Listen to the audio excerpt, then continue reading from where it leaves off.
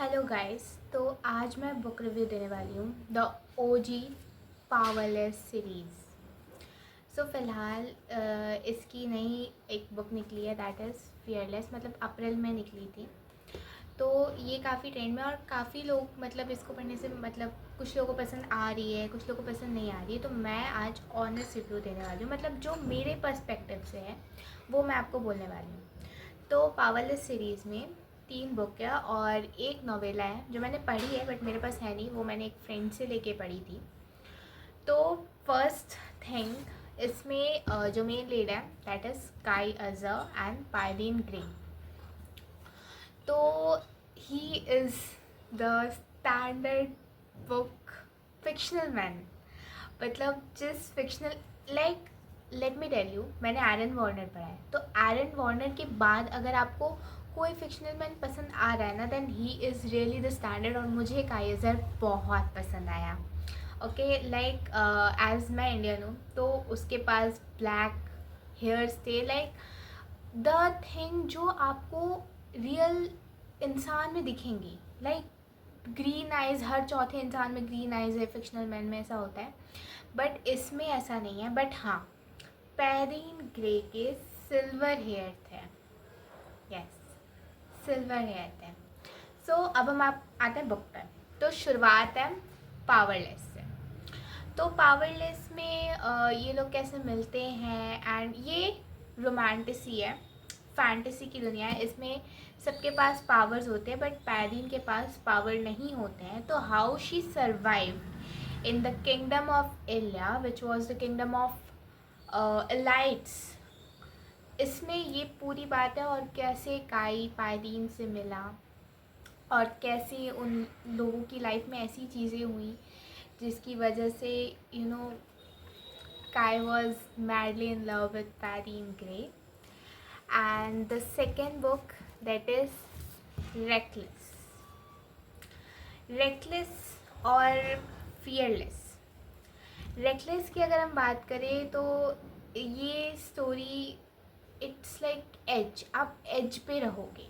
और रेकलेस की जो एंडिंग है that is cliffhanger ending, मतलब you will die to read Fearless. वो तो अगर आप अभी शुरू कर रहे हो पावरलेस सीरीज़ ना, then you are very lucky. Because मैंने रेकलेस पढ़ी थी कुछ महीनों पहले, यानी कि तब फियरलेस आने में 6-7 महीने थे। देन मैं कैसे वो मंथ सर्वाइव क्यों, ओनली आई नो। और इवन फेयरलेस आने के बाद ऐसा भी तो नहीं कि तुम तुरंत मंगा लो, ठीक है। तो मैंने जब फेयरलेस मंगाई तब मैंने पढ़ ली तुरंत। रेकलेस इतनी अच्छी है और उसके बाद फेयरलेस, ठीक है। तो इसमें मेनली काई अज़र, उसका भाई केट अज़र और पैरीन ग्रे उसकी बेस्ट फ्रेंड एडेना। और इसमें एक नॉवेला है जो कि आपको पावरलेस, रेकलेस, फिर जो नॉवेला का नाम है वो है पावरफुल, वो पढ़नी है। उसके बाद फेयरलेस पढ़नी है। तो पावरफुल मेनली उसमें जो पैरीन ग्रे की जो बेस्ट फ्रेंड थी एडेना, उसके पॉइंट ऑफ व्यू में वो बुक है। और एक और इंसान है जिसका पॉइंट ऑफ व्यू उसमें है इंक्लूडेड, जिसका मैं नाम नहीं ले सकती क्योंकि मेरे को स्पॉइलर नहीं देना है।